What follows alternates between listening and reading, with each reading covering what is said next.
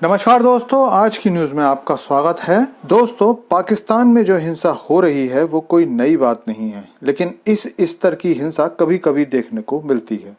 पाकिस्तानी जनता लगता है ज़ॉम्बी बन गई है, जो अपने सामने आने वाले दूसरे धर्म के लोगों को खत्म करने पर आमादा लगती है।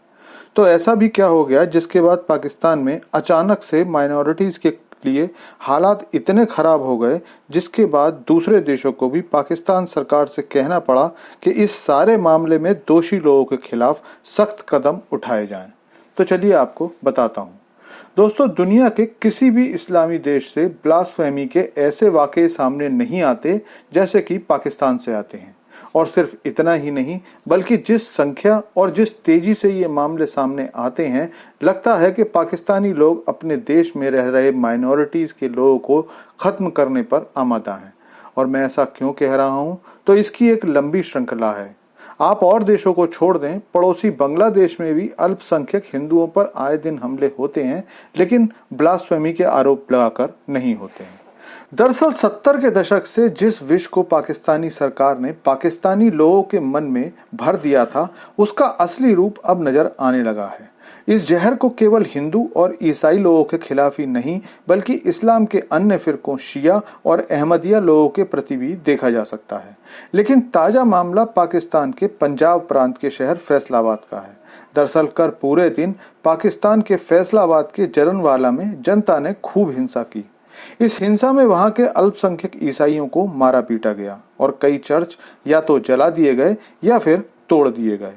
दरअसल कल अचानक से हजारों की भीड़ ने ईसाई घरों और चर्चों पर हमला किया और आरोप लगाया कि इन्होंने ईश निंदा की है। पाकिस्तान के ब्लास्फेमी कानून की अगर बात की जाए तो ये इतना अजीब है कि इसमें कोई भी किसी के खिलाफ अगर ब्लास्फेमी का आरोप लगाता है तो उसे अदालत में साबित करने के लिए बहुत ज्यादा प्रयास की जरूरत नहीं होती है, और अदालत तो मुकदमा बहुत बाद में पहुंचता है। उससे पहले ही पाकिस्तानी जनता आरोपी और उसके परिवार को सजा दे चुकी होती है, और अधिकांश मामलों में ये सजा सड़क पर हत्या ही होती है।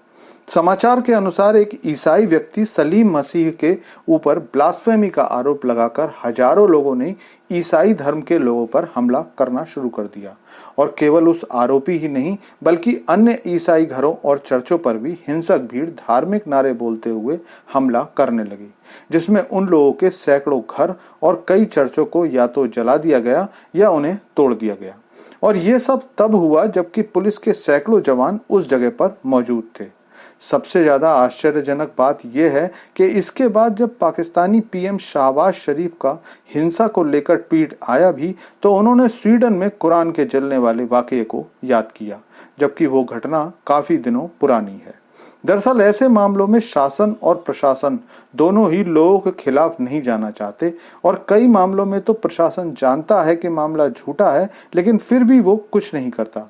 इसका बड़ा कारण लोगों में धर्म की बढ़ती कट्टरता है, क्योंकि अफसर लोगों को रोककर जनता का गुस्सा झेलने को तैयार नहीं है। और ये बात अदालतों में भी झूठ साबित नहीं हो पाती, क्योंकि अगर कोई वकील इसके खिलाफ केस लड़ता है तो कट्टरपंथी उसके खिलाफ फतवा जारी कर देते हैं, और इसी डर से इन कट्टरपंथियों से ना वकील टकराते हैं और ना ही जज। और इसी वजह से हिंदू और ईसाई अल्पसंख्यकों के साथ साथ शिया और अहमदिया मुसलमानों पर भी सुन्नी पाकिस्तान में लगातार हमले होते रहते हैं।